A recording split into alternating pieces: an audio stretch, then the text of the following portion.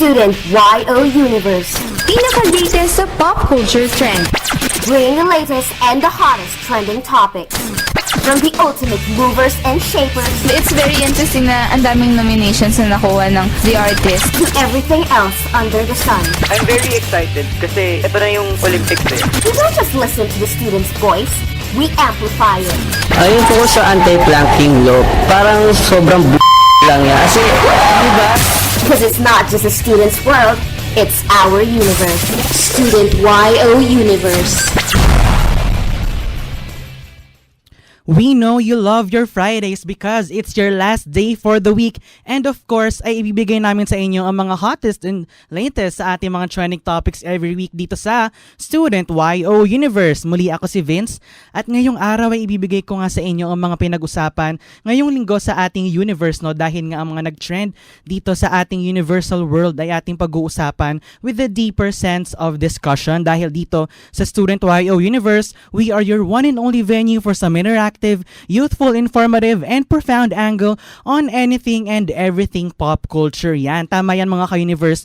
At kayo nga ay pwede makasama sa aming mga discussion para sa ngayong araw na ito at pwede nyo i-send yan sa amin sa iba't ibang social networking sites. Kaya naman, hanapin nyo ang aming official Facebook page. That's www.facebook.com/studentyouniverse. At para naman sa Twitter, at kung kayo ay mas active dyan sa inyong Twitter accounts, no? At kaya i-tweet ang inyong comments about the program in 140 characters, ay i-tweet nyo lamang yan sa aming official Twitter account. That's www.twitter.com/SYOUniverse. At kung kayo naman ay mahilig sa Instagram at gusto mag-post ng inyong mga selfies, ay pwede nyo rin yan i-post sa aming official Instagram account. That's Student YO Universe. At pwede nyo makita dyan ang aming official publicity materials para sa ating trending topics for today. At yung huli na talaga, ito na talaga, ay pwede nyo i-send ang inyong mga insights and comments about the program in a letter format, no, sa aming official email account. That's studentyouniverse2.0@gmail.com. Ayun na. Ayun. Pinapaalala ko ng mga ka-universe, no, na pwede kayo makisama sa aming mga discussion para sa buong episode ngayong araw na ito. At ayun na, simulan na natin, no. Para sa araw na ito ay since it's the last Friday of the month, ay alam natin na ritual na. Wow, ritual no, dito sa Student YO Universe ang ating pagdeklara ng ating hinahalal na talagang pinag-usapan para sa buong buwan. And for this day ay hindi naiiba dahil for the very first time, no, para sa taon na ito ay we-welcome na natin at ihahalal na natin ang ating bagong trendsetter of the month.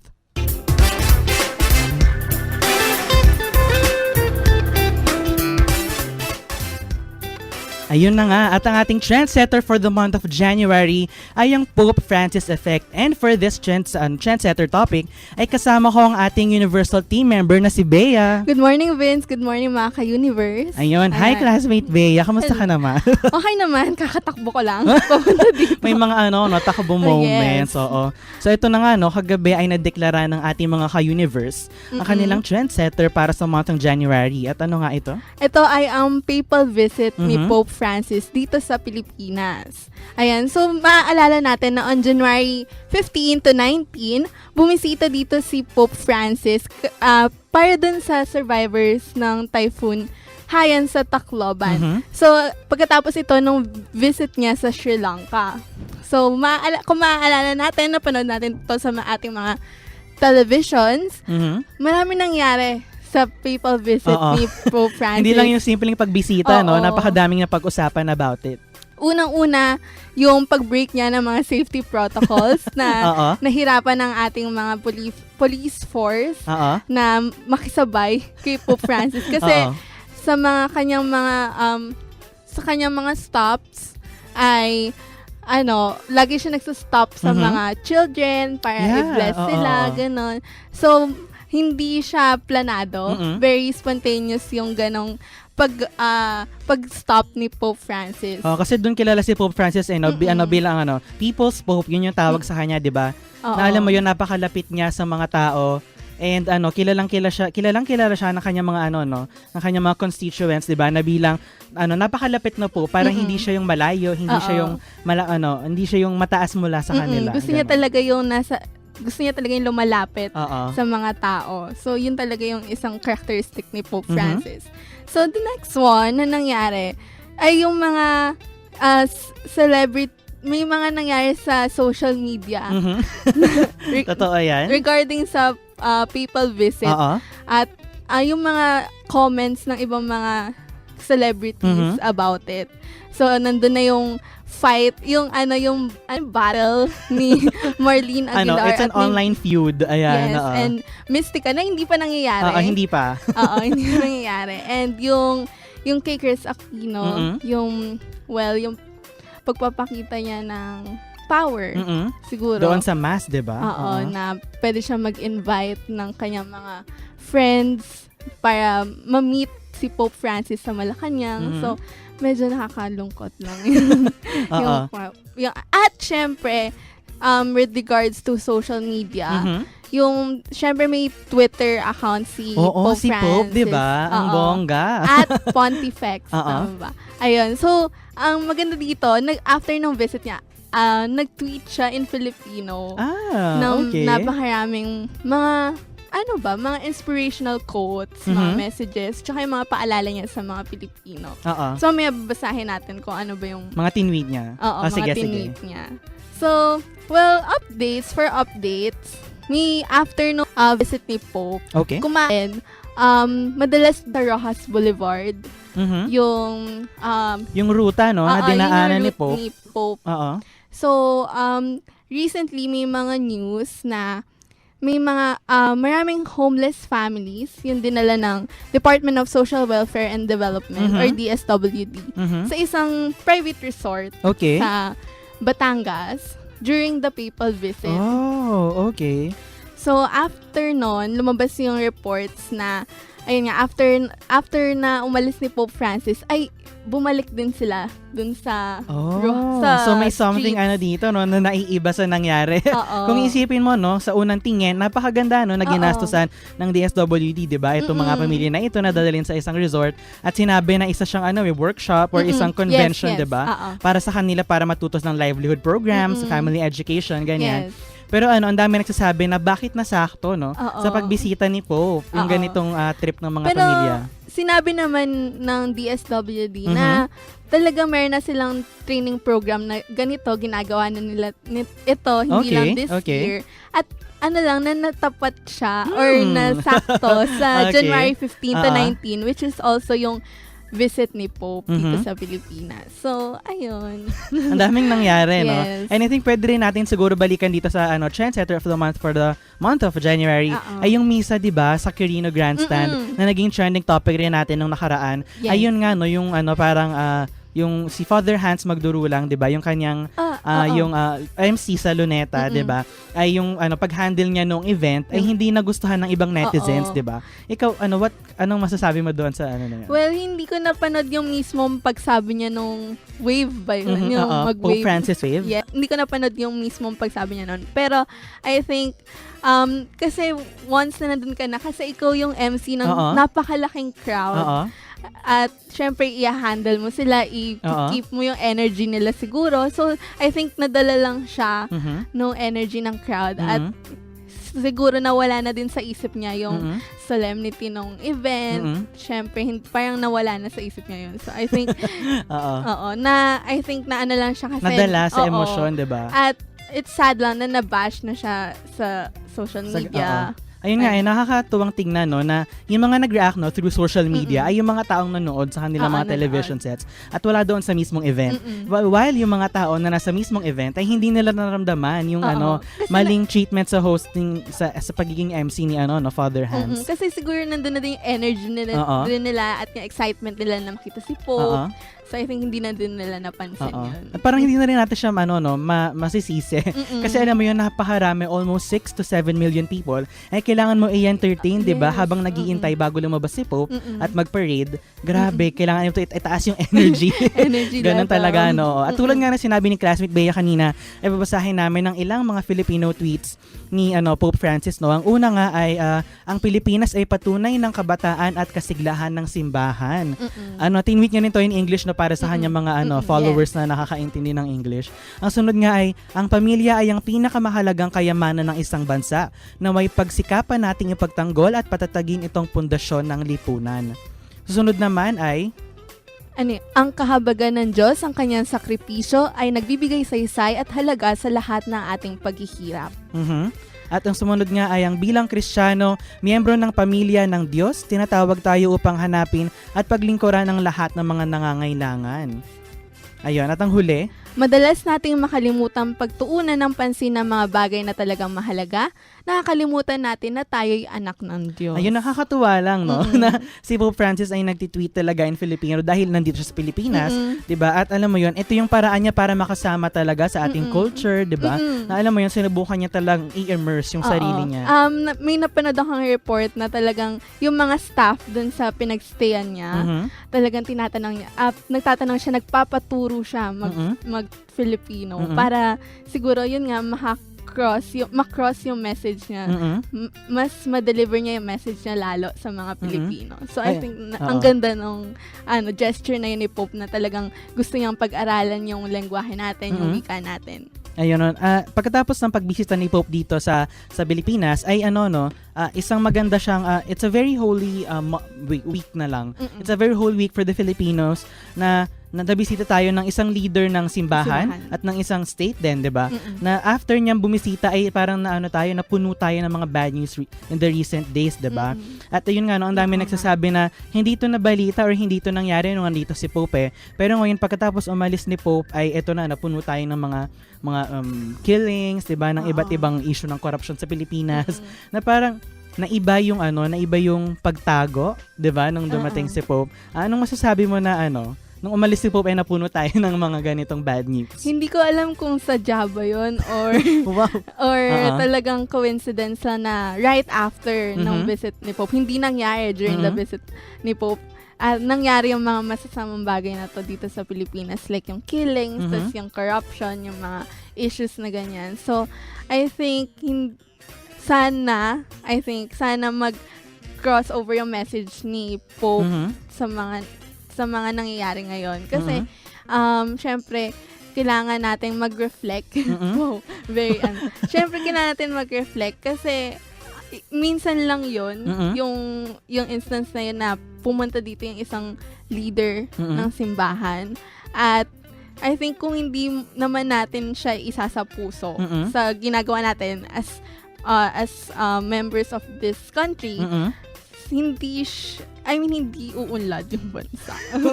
Oo. Nag-gets ko naman yung point mo, classmate Bea, na alam mo yun, nagkaroon tayo ng konting pagninilay, di ba, nung nandito si Pope sa Pilipinas. And yun nga, pati yung mga tao sa social media ay inabsorb din nila yung ilang mga memorable quotes and yung mga ilang sinabi ni Pope Francis na ginagawan talaga nila ng publicity materials, di ba? Na alam mo yun, pwede nating i-consider si Pope as a pop culture icon na alam mo yun, na pumasok na siya sa mundo ng social media.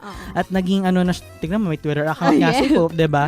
At sa Facebook ay nakikita mo rin yung mga sinishare ng mga tao ng mga quotable quotes from Pope's visit here in the Philippines at yung kanyang iba pang mga philosophies in life. Ayun, meron ka bang memorable quote from Pope? Yung pinakagusto ko yung during yung youth encounter niya sa UST, yung na-meet niya yung isang 12-year-old girl. Tapos yung nangyari is, di ba, umiyak yung batang babae. And kasi marami na siyang naranasan sa buhay niya na hindi maganda. So parang tinanong niya si Pope Francis kung why does God let this happen? Why did God let this happen to me? Or gano'n. So, umiyak na siya, gano'n. So, ang sagot ni Pope Francis, only when we too can cry about the things you said can we come close to answering that question. When the heart is able to ask itself and weep, then we can understand something. Ayun. So, I think okay lang na maging vulnerable, okay lang na i-question yung mga may mga tanong kasi tayo, 'di ba, sa buhay. So, I think once na we get to deal na meron tayong mga questions na to, then I think yun nga, galing kay Pope na we will learn to understand it, yung buhay or something. Ayun. And kaya nga dineclare ng ating mga ka-universe ang Pope Francis Effect bilang ating trendsetter for the month of January dahil nga sa naging epekto nito sa atin, no? At dahil nga sa kanyang sa iba't ibang comments and opinions niya sa iba't ibang issues sa lipunan katulad ng mga same-sex marriage, 'di ba? Corruption. Nagkaroon din siya ng comment about doon. Meron nga sinabi sa Pope Francis specifically about corruption at sinabi niya na I hope hope that this will challenge everyone at all levels of society to reject every form of corruption which diverts resources from the poor and to make concerted efforts to ensure the inclusion of every man and woman and child in the life of the community. Ito ay sinabi niya sa isang speech niya sa Malacanang, no? Nang naimbitahan siya ng ating Pangulo para sa isang courtesy visit, 'di ba, sa Malacanang Palace. And napakaganda lang na alam mo 'yon, yung isang leader ng simbahan at ng isang estado ay aware, no, sa mga ganitong nangyayari sa kanyang mga pinamumunuan. At nakakatuwa lang din talaga. In general, nakakatuwa, 'di ba? Na alam mo yung pinag-uusapan ng mga tao yung smile ni Pope. Na alam mo 'yon, nakakatuwa siyang tingnan at na-feel mo yung presence niya. Blessedness. Oo, yung holiness kapag nadaanan ka ng kanyang Pope Mobile.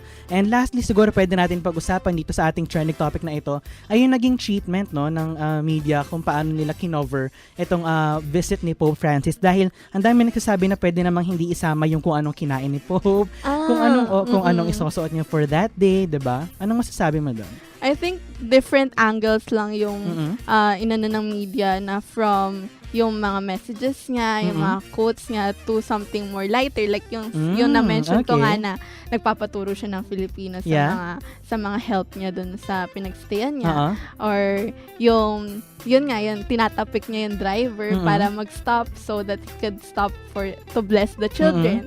So I think different views lang yung pinakita nung as in yung pag sa news, as in lahat ng news ay about Pope Francis. And I think okay lang naman siya sa akin. For me, well, sa akin, okay lang din sa akin, no, nandiscuss siya ng media, no. It's a little trivial things, na alam mo yun, mas mapapalapit yung tao kay Pope, na makaka-relate tayo na, ay, ganito rin pala, no, ang isang Pope Francis ay may mga ganito ring, quirks in life. Na tao rin siya. Ganun. Na parang, he's someone like us din. Pero, yun nga, he's Pope Francis. He's blessed. So, ayun. Ayun, and since nga napakalaking event sa Pilipinas itong pagbisita ni Pope Francis, I think this is the first time, no, okay lang na ganito yung treatment ng media, no, sa pagpunta ni Pope Francis. Pero siguro sa second naman niya pagpunta dito, 'di ba? Dahil napag-uusapan niya ang posibleng pagbalik ni Pope Francis. Sana bumalik. 'Di ba? Sa Cebu nga lang dahil meron dong convention. Ay hindi na siguro ganito kalaki yung discussion about his personal life at kung hindi doon talaga sa kanyang desisyon sa pagpunta sa Pilipinas at kung ano talaga yung totoong purpose ng kanyang pagpunta. Yung message niya. Oo. At I think doon na natatapos ang ating discussion para sa ating trendsetter for the month of January. Maraming salamat, classmate Bea. Sa pagsama sa akin ngayong first segment ng Student YO Universe. At mamaya sa aming pagbabalik ay pag-uusapan na natin ang mga nag-trend this week, no? Ilinawin natin trend this week at iba't iba yan, range of topics ang inihanda namin para sa inyo. Huwag kayong alis, magbabalik ang Student YO Universe. Student YO Universe. Ang DZUP 1602 ay kasapi ng KBP, kapisanan ng mga broadcaster ng Pilipinas. Sa DZUP 1602, kasali ka! Muli nagbabalik kayo dito sa nag-iisang pop culture program every Friday morning. Ito, ang Student YO Universe. Muli ako si Vince at para sa araw na ito ay pag-uusapan natin ang mga nag-trend this week, and specifically for this segment ay pag-uusapan natin ang mga pinag-usapan through social media dahil sa pagsasama or pagkikita ng dalawang very popular na boxers. And isa naman ay ang paghihiwalay ng very popular Filipino band. At para nga sa ating unang trending topic for this week, ito na ang number 3. Number 3. At number 3, Manny Pacquiao Floyd Mayweather encounter. At ito nga isinulat ng ating Universal team member na si Gab Gutierrez. At ayun nga, no, para sa mga fans ni Manny Pacquiao at Floyd Mayweather ay hindi pa sila nakikita sa loob ng boxing ring at sila ay nakita lamang sa isang laban ng Miami Heat and Milwaukee Bucks noong January 28 at ang dalawang pinakamagaling na boxers sa buong mundo ay nakita face to face, no, for the very first time, mga ka-universe, sa isang arena, no, sa US, at ito ay very unexpected dahil nga hindi inaakala ng mga fans at ng mga tao na makikita itong dalawang ito sa ganitong klaseng event at sa basketball pa talaga at hindi sa boxing ring. So according to Bernard Coloma, isa sa mga close friends ni Manny Pacquiao, binigay daw ni Mayweather ang kanyang phone number at nakipag-arrange ng isang private meeting, no, para makausap yung details ng potential bout nila ni Manny Pacquiao in the future. At dinagdag pa nga ni Coloma na Si Mayweather daw ay pumunta pa sa hotel ni Manny Pacquiao after ng NBA game at ang dalawang boxers ay nagkaroon ng isang quote-unquote extensive chat. At ito namang chat na to or yung usapan na ito ay at tinunghayan din ng asawa ni Manny Pacquiao na si Jinky at ng kanyang advisor na si Michael Konks present para i-supervise yung conversation. Na-refuse pa ni Cloma na mag-release ng ibang information about sa usapan pero sinabi niya na magkakaroon daw ng isang mega fight. Wow, mega fight talaga between Pacquiao and Mayweather at ito nga ay posibleng maganap mga ka-universe sa May 2. Sinabi naman ni Mayweather na sa mga susunod na linggo ay i-announce na niya ang kanyang susunod na kalaban at ang daming naniniwala na si Miguel Cotto daw ang kanyang susunod na kalaban pero dahil sa meeting na to dahil sa unexpected meeting na to with Manny Pacquiao ay baka daw nabago ang mga bagay-bagay. At sinabi nga ng mga ilang netizens ay nakakatuwa na exchange ng numbers or ng interaction nitong dalawang pound per pound champions na bulo hindi kinaya yung PNF ay isang pinag-usapan nga sa social media dahil nga doon sa very unlikely meeting nila sa isang basketball game. At sa tingin ko naging trending topic ito dahil doon sa napakalaking chance na maglaban na sila dahil unang-una nakapagkita na sila at ito nga yung gustong-gustong maganap ng mga tao dahil sa tingin nila ay hindi pwede magkaroon ng dalawang magaling na boxers sa buong mundo at kailangan isa lang ang matira sa pagitan ni Pacquiao and Mayweather sa kanilang posibleng laban sa May 2, posibleng laban. And nga ito ngang dalawang ito ay nakitang nag-exchange ng numbers at nakita nila na parang very casual naman yung exchange ni Manny Pacquiao at ni Mayweather at wala namang heated conversation na naganap or according to our sources wala naman at pwede rin natin siguro tingnan dito yung naging reactions ng social media dahil nga sa posibleng paglaban ni Manny Pacquiao and Mayweather na itong social media kasi we are very supportive of our very own. For example, the Filipinos gusto nila na makalaban ni Manny Pacquiao si Mayweather dahil Manny Pacquiao is considered as the most celebrated, most popular Filipino boxer sa buong mundo at sa US naman ay kinakonsider nila si Mayweather bilang undefeated tandaan natin mga ka-universe na undefeated nga itong si Mayweather sa kanyang record sa kanyang boxing career na posibleng si Pacquiao ang unang makatalo or posibleng matalo si Pacquiao nitong si Mayweather. But at the end of the day pwede pa rin nating tingnan itong trending topic na ito bilang isang joining of two different individuals na merong iba't ibang perspective in life ganyan and I think naging trending topic siya because of their influence sa kanilang mga fans. At katulad nga ng sinasabi natin, the Philippines is a very sports inclined country. Na kahit tayo ay mas kilala sa basketball, sinasabi naman ng mga tao na hindi tayo physically fit for basketball, ay dito tayo sa boxing sumisikat. At ito nga si Pacquiao ang patunay na alam mo yon kaya natin makipaglaban sa iba't ibang boxers sa buong mundo. And for this trending topic din ay pwede rin natin tignan yung naging handling ng conversation between the two na it's very private. Na alam mo yon it's parang monumental kasi yung mangyayari kapag nagtapat na si Mayweather at si Manny Pacquiao dahil nga they're considered to be the greatest boxers in the world at ito nga ay talagang tutunghayan ng buong mundo at I'm sure dito sa Student YO Universe ay magiging trending topic ang laban ni Manny Pacquiao at ni Floyd Mayweather dahil nga ito ay hindi lang na-involve ang boxing industry, pero pati yung pride ng kanilang mga kanya-kanyang bansa. And I think pwede na natin iwanan itong trending topic na ito.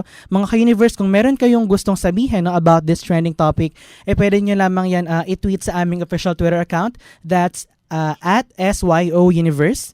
At pwede nyo rin puntahan ang aming official Facebook page. That's www.facebook.com/StudentYOUniverse.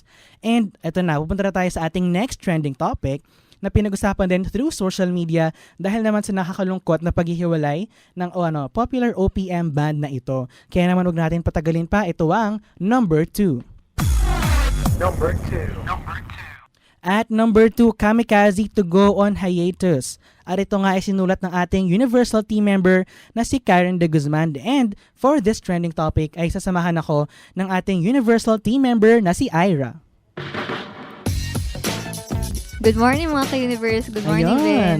Mate Ira, at maraming Hi. salamat sa pagsama sa akin dito sa topic na ito. Yan. So anong naganap kasi at ang kanilang paghihiwalay daw? Well, kasi una nag-post ang Kamikaze sa kanilang official Facebook group na nag-a-announce sila na maghihiwalay daw sila at the end of 2015. Yun. Kaya ang dami na agad na actually isa ako sa feel ko unang nakakita ng video na to. And shinare ko siya. Kasi ang lungkot nga naman talaga. Tapos, at the end of the day, napansin ko na sobrang lumaki na yung topic na maghihiwalay na yung Kamikaze, OMG, ganun. Sobrang sad. Ito kasing Kamikaze, 14 years na sila and sobrang established na silang band dito sa Philippines. With popular songs like Narda and Chicxilog and Wala. And adding to that fact, taga-UP pa sila. Galing silang College of Fine Arts, diba? So, mayroong sense of closeness sa atin. Yes, oo, lalo na. Oo. Ayun. Tapos, sabi nila doon sa video nila, nagdesisyon po kaming 5 na ngayong 2015 ang huling taon na magkakasama tayo dahil gusto namin masubukan ang buhay-buhay sa labas ng banda. Okay. Yung mga trip na pwede pa namin gawing iba, sabi ni Contreras. Pero I guess, sa tingin ko lang, kasi nag-post sila ng second video just last night, na in-explain nila na they are not breaking up. So from that, I guess, parang yung pwede yung natin dating sa siguro mga tao na linawin na iba yung breaking up sa hiatus, no? Yes. Yung hiatus parang cool off. Wow, nirelate na naman sa mga love life no? Cool off to na pwede pa posibleng magbalikan no yung banda. At yung break kasi alam mo yun magkakalamat na yan pag nabasag, 'di ba? Ganun. At saka yun pinasalamatan naman nila yung fans nila and that they should continue patronizing OPM. And they assured na that this decision did not root from something na internal conflict within the band. Wala silang bad blood within each other. And I think in-imply na nga nila na maybe we'll get to see each other in a few years, ganon. Basta kasi Kamikaze talaga, they're known for being themselves, for being normal people. On stage, off stage. I know, napanood natin personally, sila, diba? ay napanood natin sila sa isang event dito sa UP, no, na nag-perform sila ng kanilang isang set, no, para sa mga spectators nila. At very, yun lang masasabi namin, very unique kasi, no, yung treatment ng Kamikaze kapag sila ay nagpe-perform on stage at alam mo yun, doon sila kilala ng kanilang mga fans.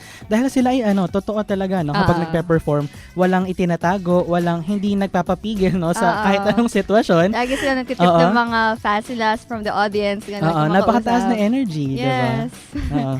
And from this topic, on the topic of hiatus, feel ko it's a normal thing na magbe-break at maghiwalay rin ng mga tao eventually, but tungkol pa rin to sa Kamikaze, no? Nililinaw na natin. But kasi parang, it's just a normal thing na it has to end at some point. And it's sad, yes, but parang it can't go on for, ganun naman talaga. At ayun nga, siguro ilan sa mga nalulungkot sa paghihiwalay ng Kamikaze ay ang iba natin mga classmate dito sa DZUP ay sila Christine, Victor Yeye, at si Robert na alam naman natin na fan din ng OPM at ng specifically nitong iconic rock band nga ng Kamikaze. Well, personally, no, lumaki din ako sa kanta ng Kamikaze, di ba? Specifically yung Darna. Yeah, at, Narda. Narda. Tinransform ko na, lumunok na ng bato sorry. At ayun, no, nakikita nga natin na malaki yung impluwensya ng bandang Kamikaze sa atin at pati na rin sa buong industriya ng Pilipinong music. At nakakalungkot, no, na sila ay magbe-break, hindi pala break. Mag-hiatus muna, maghihiwa-hiwalay muna for a while. At iba sinabi nga nila na gusto rin naman daw nila mag-pursue ng iba't ibang career outside their music career. Pagbigyan na natin sila, ang tagal-tagal nilang 14 years. Matagal na nila tayo binigyan ng napakagandang musika. And siguro memories. Naman ay oras ngayon na sila naman ng entertain naman nila yung mga sarili nila sa iba't ibang field outside na music. pwede nilang pasukan. Yes. And may nakita akong tweet dito, no, through Twitter account. Sinabi niya na nakakalungkot na maghihiwalay na daw yung Kamikaze and nalulungkot din daw siya na mag-dominate na daw ng OPM scene ay yung Chixer, Kathniel, sila James Reid at sila Nadine Lustre. What can you say about that? Well, kasi I think it's not parang OPM siya, sure, but it's P-pop. P-pop na yung tawag doon. Pinoy pop, yes. Nakita ko rin sa isang description ng Kamikaze, it's punk pop. Okay. And maraming very wide ang sasakop ng pop or popular. Sobrang alam natin dito sa Student YO Universe. Na tayo ay fan talaga ng popular things, di ba? Yes. So, I guess, it depends on where you look. Kasi kung mahilig ka doon, and yung mga kasama mo, mahilig din doon. So, yun yung lagi mo makikita. But if you go underground, gano'n, or medyo on the more local indie scenes, independent scenes, you can find a lot of really, really good stuff rin sa ating local bands. Yes. At ayun nga, mula dito sa studio, no, classmate Ira at mga ka-universe, sinabi rin nila na itong experience daw to, no, ng Kamikaze na makukuha nila outside the music scene ay makakatulong, no, para makagawa sila ng better music sa kanilang pagbabalik. Interesting point of view, no. Maraming salamat sa mga tao dito sa studio. Oo nga. Because the bands can do that. Pang they take a break, they go to a secluded place just to be with them, to be themselves, ganon, and write music to make them better. Kasi, pero may other technique na naman yung mga artists na sunod-sunod naglalabas ng mga album. I guess that's to keep the hype going. Ganun. Pero kasi yung Kamikaze, their last studio album was Romantico in 2013. Okay. And, wow, that's almost 2 years ago. I really love that album. Naramdaman ko classmate Ira. Oo, kasi mga ka-universe sa classmate Ira talaga ay fan ng music, no? At Ikaw rin naman. Nalungkot talaga siya sa paghihiwalay ng Kamikaze. Well, para sa atin, no, at para sa mga fans ng Kamikaze, we're just looking forward sa posibleng pagbabalik nga ng bandang ito at sa kanilang pagdadala ulit ng napakagandang music sa ating local scene. Yes, and hanggat hindi pa katapos ng 2015, let's try to get as much of the band as we can. If you're into that naman. Kung okay lang, kung hindi, okay lang naman na hindi. Ayun, at I think dito na nagtatapos ng ating discussion for our number 2 trending topic for this week. Maraming salamat, classmate Ira, sa iyong insights and comments about Kamikaze and in general the music scene, diba? Ayun, ang mga ka-universe, hindi pa nagtatapos ang ating programa. Sa aming pagbabalik ay pag-uusapan natin ang pinakamatinding pinag-usapan para sa linggong ito. Ang pag-uusapan natin ay yung napakasikat na beauty pageant na although unfortunately ay hindi tayo nanalo, no, ay titingnan natin yung iba't ibang mga perspective na kinuha ng mga tao mula sa isang pageant na ito. Kaya huwag kayong aalis, magbabalik ang Student YO Universe. Student YO Universe. Ang DZUP 1602 ay kasapi ng KBP, kapisanan ng mga broadcaster ng Pilipinas. Sa DZUP 1602, kasali ka. Muli nagbabalik kayo dito sa nag-iisang pop culture program every Friday morning na nagbibigay sa inyo ng malalim na discussion about trending topics. Ito, ang Student YO Universe. Muli ako si Vince at bago tayo magpatuloy, no, sa ating program for today, isasabihin ko lamang na it's a day of national mourning, no, na dineklara ng ating gobyerno, Proclamation number 953, dahil nga doon sa 44 fallen soldiers nga na napatay sa isang enkwentro. At tayo ay nakikisama, no, doon sa mga pamilyang na nalungkot ngayon dahil sa pagkamatay ng kanilang mga miyembro ng pamilya, at nakikiramay ang buong Student YO Universe at buong DZUP 1602 sa pagkamatay ng mga fallen soldiers na ito. At ayun, para sa ating program for today, ipagpapatuloy na natin ang ating discussion. But before that, ay tingnan muna natin kung ano nga bang ating mga napagdaanan. Trendsetter of the month ang napag-usapan natin kanina ay ang Pope Francis effect, dahil nga itong napakatinding effect ni Pope Francis sa ating mga Pilipino kahit na ilang linggo na ang nakaraan after niya bumisita dito. At number 3, Manny Pacquiao Floyd Mayweather encounter. At number 2 ay ang paghihiwalay or break lang, no? Konting break lang ng Kamikaze at posible nilang pagbabalik. Kamikaze to go on hiatus at number 2. At ang ating number 1 trending topic for this week ay ang isang very popular beauty pageant. At alam ko excited na ating mga ka-universe. Kaya naman wag natin patagalin pa. Ito ang number 1. Number 1. At number 1, Miss Universe 2014. At ito ay sinulat ng ating Universal team member na si Ira. So for this trending topic ay tayo ay sasamahan ng ating ng ating Universal team member na si Bea. Hi, classmate Vince. Hi ulit, mga ka-universe. So ayun na, ikaw ay expert ng beauty pageant. Beauty. I-claim natin. So ang nangyari nga ay ang Miss Universe 2014. So, as we all know, yung Miss Universe is one of the largest beauty pageants at nangyari ito nung Sunday, January 25 sa Miami. Which is January 26 dito sa Manila. Okay. Ayan, so women from more than 80 countries ramped up and down the stage in the hopes of becoming Miss Universe Mhm. 2014. Ayan. So, isa sa mga crowd favorite ay si Miss Jamaica, si 22-year-old Casey, tama ba? Casey Fennell. So, si Miss Jamaica ay nanalong 4th runner-up at medyo hindi ito nagustuhan ng mga netizens sa mga tao. Okay. Kasi, kung makikita naman natin, si Miss Jamaica, very different. Hindi naman, pero very Hindi siya different siya. nagka-conform doon sa Yes.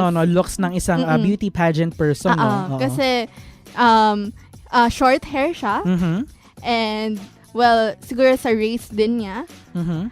And, pero, she's very beautiful din naman. So, I think, doon naman, pumapasok siya doon sa standards ng Miss Universe, Mm-mm. I think. So, ayan. So, from there, kaya nga, hindi to nagustuhan ng mga netizens kasi parang gusto nila na si Miss Jamaica yung manalo sa Miss Universe. Yun yung bet nila na kahit hindi Yes. sila taga Jamaica or kahit yung mga tao sa Jamaica, ang gusto nilang manalo ay si Miss Jamaica dahil nga sa kanyang non-cookie cutter looks. I think yung Filipinos din, Mhm. when after nung top 10, when hindi nakapasok yung bet natin, si Miss Philippines, si MJ Lastimosa. yes, Oo. they started rooting for Miss Jamaica. Mm-mm. Kasi very different siya dun sa top 5 Mm-mm. na contestants. So, meron pang reports na parang tinatanong if may Filipino blood daw ba si Miss Jamaica. Ganun. May nakita akong article na sinasabi nila na si Miss Jamaica or si Casey ay half Filipino daw. At ito daw si MJ Lastimosa, yung walang Filipino blood.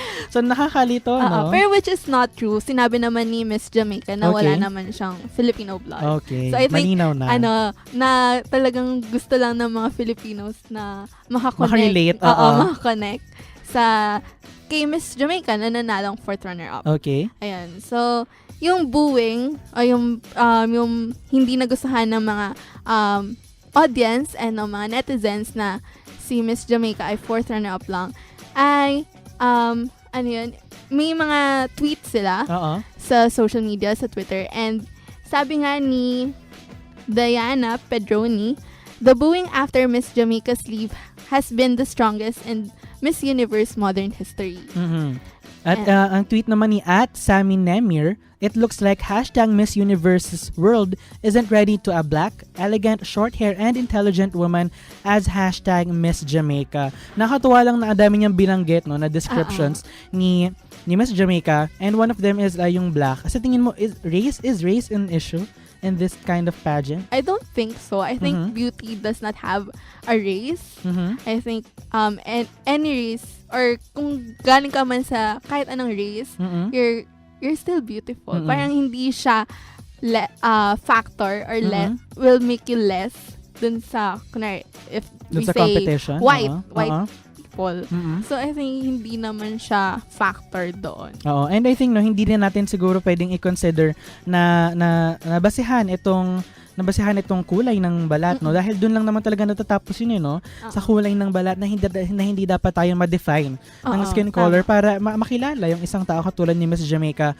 And in the recent years nga, no, nagkakaroon ng malalaking movements towards gender equality, race equality na hindi natin dapat tingnan ang isang tao base sa kanyang panglabas na anyo. Ayun. So, ang nanalong Miss Universe ay si Miss Colombia, Pauline Vega. Ayun. So, ayun nga, nasabi natin kanina na si Miss Philippines MJ Lastimosa ay hindi nakaabot sa top 5. Aww. But she got through sa top 10 sa evening gown Okay. competition. Ayun. And ayun nga, si MJ Lastimosa ay pumasok sa top 10 but unfortunately, ay hindi umabot sa top 5. At nandami nagsasabi na ito daw ay dahil sa gown ni MJ Lastimosa na dinesign ng non-Filipino designer, di ba? Classmate Bea. Yes. Ang daming reactions tungkol dito sa gown ni MJ Lastimosa. At ang daming nagsasabi na nagsimula ito doon sa national costume, di ba? Ni Miss Philippines na hindi doon nag-represent talaga ng Philippine culture. Anong masasabi mo dito? So, kung nakita niyo yung pictures nung national costume ni Miss Philippines, it's very colorful. Pero it's white lang, pero marami siyang colors sa dulo ng skirt niya. So, I think, hindi siya, for me personally, hindi yung gown pala yung national costume Ni ay, MJ, oo. ni MJ ay, ang nag-design ay isang Colombian. Oh, interesting. Yes, Na ang nanalo for Miss Universe ay galing sa Colombia. Oo. At ang nag-design ng ating gown ay galing sa Colombia.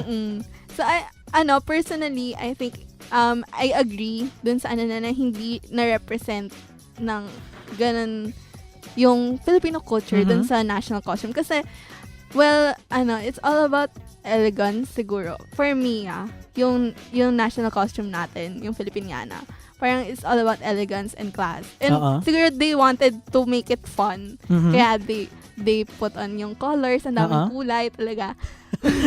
Nabigla ka sa colors pero no? it doesn't say naman na she didn't look beautiful in it. It just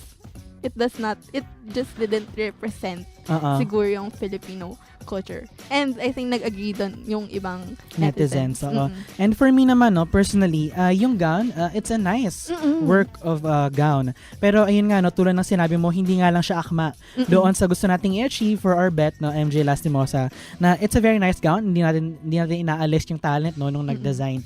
It's just that, meron lang tayong mas prefer na, alam mo yun, mas tama siguro. Hindi man mas tama, pero I mean, mas appropriate para sa ating bet na Miss Philippines na si Miss MJ Lastimosa. Pero for me din, ayoko namang solely yung decision making factor na hindi nakapasok sa MJ sa top 5 ay dahil sa gowns niya. Parang hindi lang naman siguro yun yung basihan ng judges. Ikaw, ano ba sa ba? Agree ka ba na gowns I'm a gown expert. Joke. Agree ka ba na gowns yung reason why? You know, this kind of pageants kasi, no, they look at persons or at contestants in a big lens. Na alam mo yun, isang buo yung titingnan nila. Hindi lang pwedeng magaling ka sa walking, hindi lang pwedeng magaling ka sa pag-answer ng question and answer portion. 'Di ba? So titingnan nila yan lahat for the swimsuit, for the gown.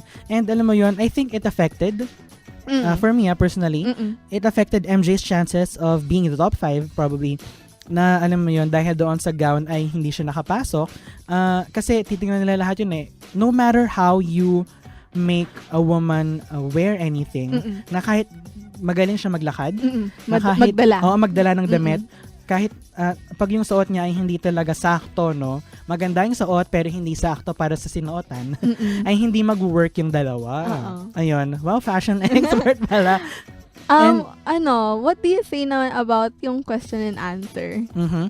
May nakita akong video, actually, na how would MJ Lastimosa answer the final question. And well, for me, important pa rin na yun yung last part of the pageant na alam mo yun, ibe-base nila sa beauty and sa brains, no?